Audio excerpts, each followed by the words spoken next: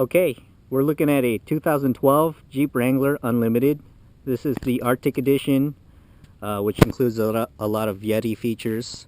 First thing you'll notice is body-colored hardtop and body-colored fender flares, and also the black 17-inch rims and their semi-gloss finish. Searching this model out online was interesting, and then seeing it up person, it really pops. So we'll start off with the wheels, get a close look at those. BF Goodrich Mud Terrain tires. Those are pretty cool, aggressive looking tires. Then we've got a side step, and then looking at the Yeti badge, it says Arctic on it, and I like that it was an actual badge rather than just a sticker like the Sahara has on there. Coming around to the front of the vehicle, you can see the black decal on the hood. They call that kind of the anti-glare hood decal. So black bumper with fog lamps in it, and then if you could see here, just a light decal, which is the Yeti footprint. We've got one on the fender and one on the hood. Coming around to the other side, a trail rated badge, and again the Arctic Edition logo. And then coming around to the back end here, what doesn't come on the Sahara is this black filler cap. I believe it's an aluminum filler cap. And then we've got some tail guards, which kind of make the Jeep look a little bit more rugged. So there's kind of the walk around. I'll go on the inside after that. Okay, we're looking at the black interior of the Arctic Edition. We've got some white elements on the door pulls, and then the grab bar and the vents. Also the steering wheel might have a little bit of white on it. Wasn't in love with the white, but with the overall edition, I think it's a good fit, and I'll go with it. We've got the black cloth seats, which have orange stitching on the edges, as well as a Yeti logo on the backside. It's surrounded in vinyl, and then the inside is cloth, and it's got some white accents as well to go with the Arctic theme. In the door, we've got a little cargo net, and good for stashing small items, as well as the center console. Just looking at the top here, we've got a little place good for sunglasses, and then this one's outfitted with navigation and a 130 CD capacity music box, where you can insert your CD and then download your CD, and then essentially your music stored on this system. Two cup holders in the center, as well as a center console, and a really deep tray in the bottom there. USB inside, as well as another cigarette lighter thing, and then an outlet on the center. And I like that the outlet's not on all the time. You actually have to depress this button to turn the outlet on. And then you've got your regular shifter knob, and then your four-wheel shifter from 2 high to 4 high, and then 4 low for those ultra sticky situations. The Jeep also comes with slush mats, these aggressive kind of tire tread slush mats, kind of like those. So we'll go on to the back seat. So the back seat here, same stitching with orange, and then the white accents on the cloth. Slush mats.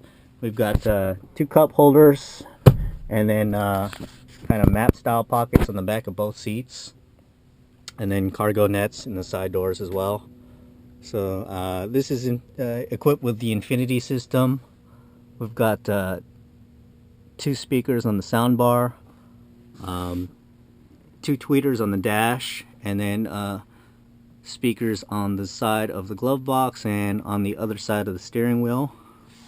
And then these seats will fold down with a pull of this little webbing here, if I can do it. So it's a 60-40 fold.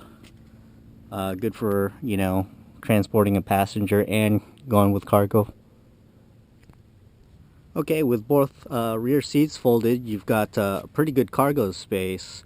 I estimate it's just over 5 feet deep, maybe up to 6 feet deep, and then at its smallest point, it's about, let's say, 3 feet wide. So we got the 4 speakers at the front, 2 on the soundbar, and then here's the 7th speaker, which is the Infinity subwoofer. Makes a pretty thorough system. The sound does bounce off the fiberglass top a little bit, but it's a pretty good system nonetheless.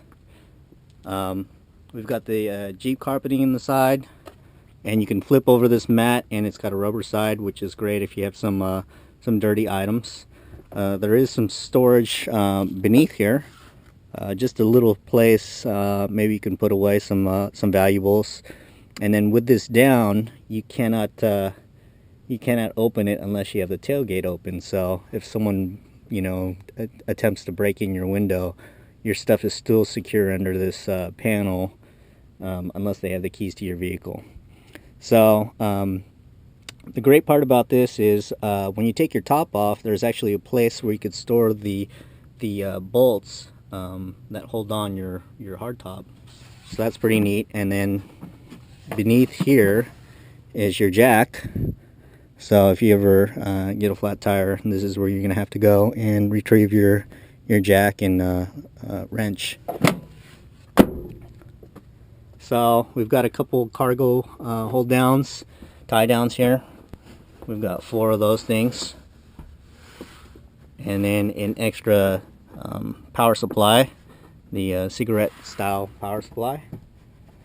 So that's that. Jeep's got tinted windows for the passengers, and then the rear. And then I'll go around to the driver's side and show you that. So steering wheel has a bunch of controls on it. You could do voice commands or activate your phone. If you load your contacts onto the navigation system, you can dial them up as well. On the back side here, where my fingers are, is you can change the station. On the right side, you can change the volume, and then there's cruise control buttons on the right front side. So instrument cluster here, we've got the Arctic edition going, and there's a little Yeti guy there. Your windows up and down here. Got 2 cup holders in the center, and then just looking around, you got your shifter, your 4-wheel drive shifter, your heat warmers once again, traction control, hill descent, hazards. Here you can change the mirrors on your side view, their power, and I believe they are heated. We've got a 12-volt DC power connection here, the cigarette style, and then your heating and air conditioning controls. Just crank them up for you, and I got some ribbon so you can see how much air moves through here. If I crank it up to about halfway, you'll see pretty vigorous amount of air coming through here. Hopefully it'll keep you toasty when you have the tops off. So here's the power windows for all 4, and then on the navigation screen you could actually connect phone. You can dial straight off the screen, which means you won't get a ticket for touching your phone while you're driving. On the top, you've got a little place where you might be able to store some sunglasses and stuff. I think that's pretty cool. And then once again, you've got your grab bar and your glove box. Power door locks are on the doors, and they pretty much auto lock. And then on the rear, you could child-proof the locks by doing the switch on the inside of the door. Looking at the visors, you've got vanity mirrors on both of the visors. That's about it.